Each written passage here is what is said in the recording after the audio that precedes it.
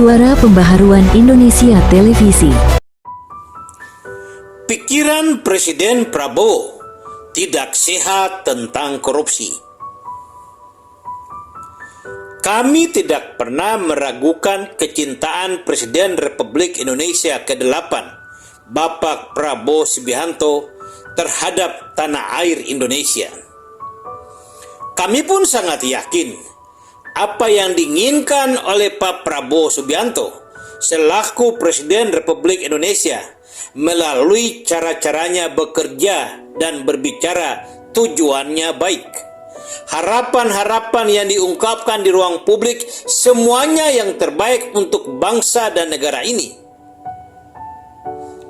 Tapi kami melihat di akhir-akhir ini ada komunikasi Presiden secara langsung yang menunjukkan betapa koordinasi lintas kementerian di jajaran pemerintahan Kabinet Presiden Prabowo tidak berjalan sebagaimana mestinya. Hal ini mengakibatkan Presiden ngomong banyak yang bertentangan dengan ketentuan peraturan. Presiden berpotensi mengambil kebijakan tanpa melalui koordinasi lintas kementerian. Sudah pasti hal-hal ini sangat membahayakan bagi jabatan Presiden karena kewajiban Presiden melaksanakan undang-undang dan tidak boleh melakukan hal-hal yang bertentangan dengan undang-undang yang berlaku. Sepatutnya seorang Presiden, pemegang kekuasaan tertinggi eksekutif yang bertugas menjalankan undang-undang, jika tidak memahami atau belum mengerti ruang lingkup undang-undang anti korupsi. Di lingkaran kabinetnya ada Menteri Koordinator Hukum dan Hak Asasi Manusia, Profesor Yusril Iza Mahendra, dan wakilnya Profesor Otto Hasibuan. Tolonglah Pak Presiden, berdiskusilah dengan mereka sebelum Bapak mengeluarkan statement di ruang publik mengenai hal-hal yang sangkut menyangkut dalam bidang hukum. Ingat Pak Presiden, memberikan pengampunan kepada koruptor itu kejahatan berat.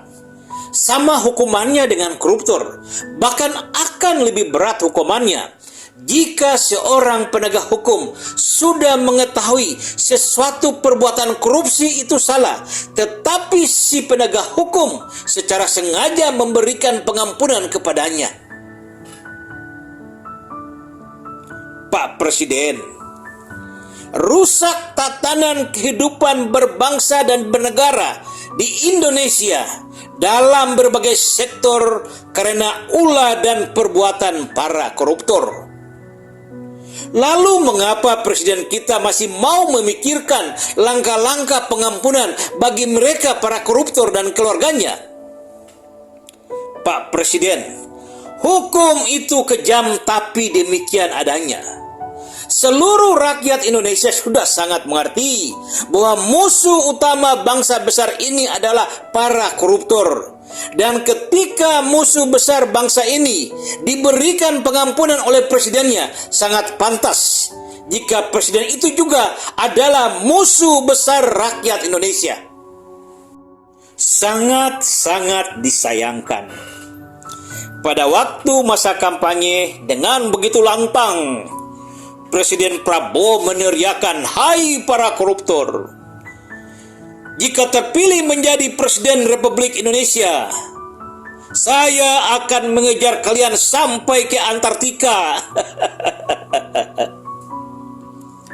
Tapi baru beberapa bulan menjadi presiden, Pak Prabowo sedikit malu-malu kucing dengan suara merendah mengatakan, "Hai para koruptor, jika kalian mengembalikan uang yang kau maling, kami akan pertimbangkan untuk mengampuni kalian."